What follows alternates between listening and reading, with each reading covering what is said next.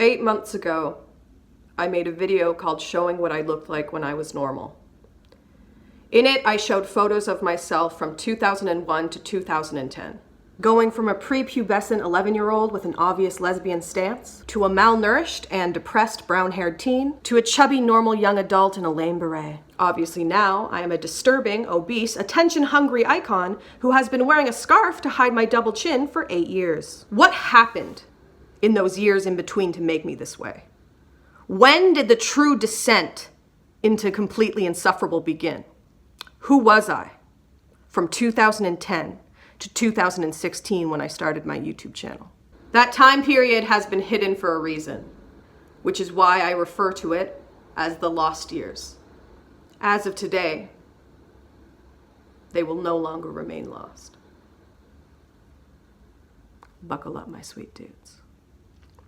We'll start at the beginning, before the lost years even began. 2010, messy, unwashed hair, in a tent for some reason. No double chin scarf. 2010, again, a lame beret. No double chin scarf. 2011, yes, double chin scarf. Playing my auto harp at a show, because I used to pretend I was a musician.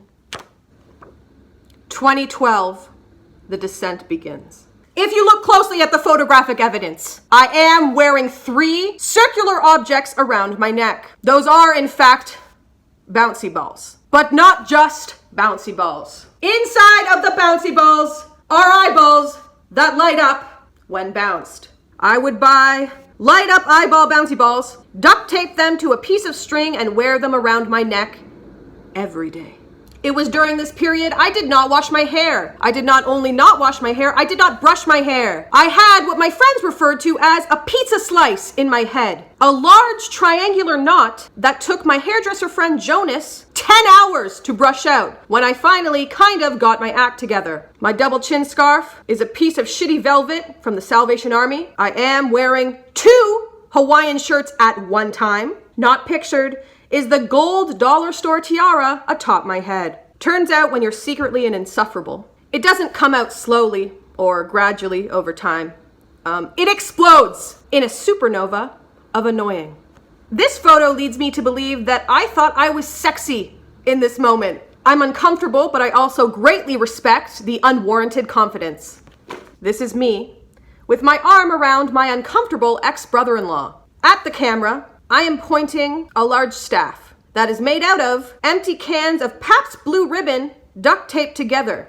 It's what I called my scepter. At the end of my beer can scepter is again a light up bouncy eyeball that when I was making declarations, I would tap on the ground so it would light up so people knew to pay more attention to me. In this photo, you can clearly see my gold dollar store tiara that was broken, and instead of paying 99 cents to buy a new one, I duct taped it. I did duct tape the top. In the foreground of the photo, you can see a 40 of beer, which I would drink every day, but I wouldn't just drink it from the bottle. I had to have a paper bag cover it because I thought the aesthetic was cooler.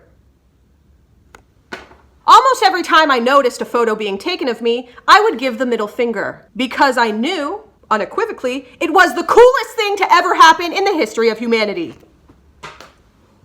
Sitting at a park with my friend Marty, young, innocent. This was the pose I chose to make. Tongue out and an eye roll? Oh, you're so irreverent.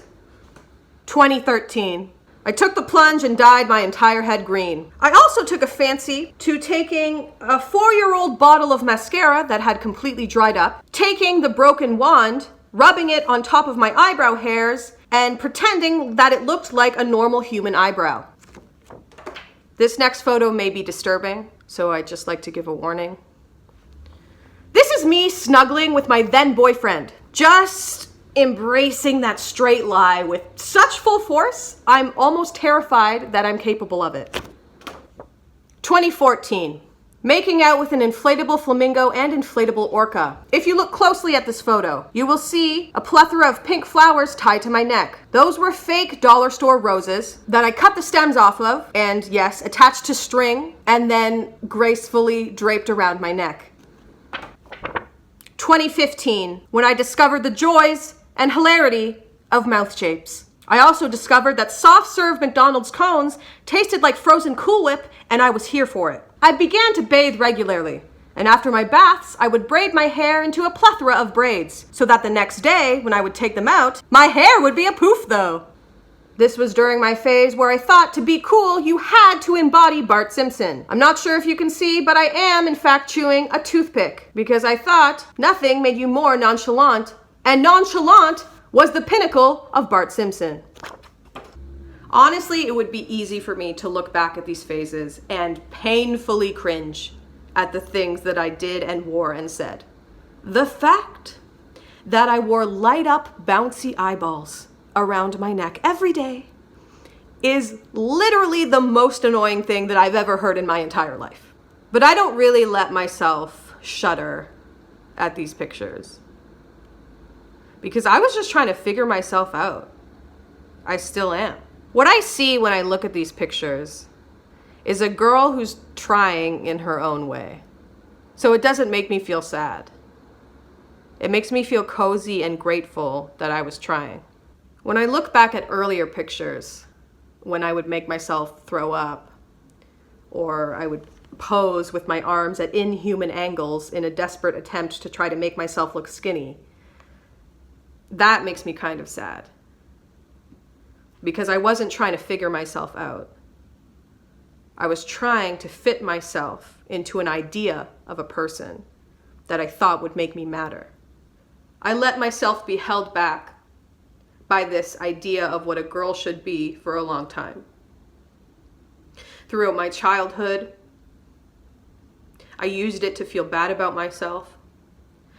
Throughout my teenage years, I used it to starve myself.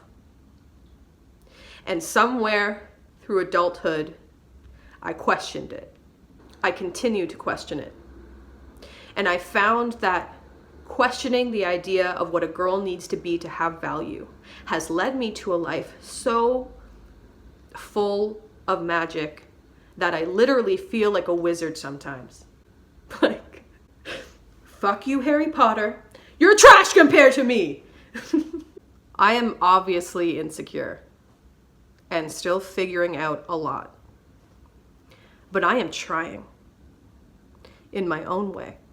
And because of that, I know I will look back at photos of myself from right now and feel cozy and grateful that I was trying. Because I am working to live my life in a way that if this girl saw it, she would feel more free. And she would judge her instincts less. I want her to know that her life and her body and her light isn't here to make other people feel comfortable. It's here for her to shine. And she will. All she has to do is try.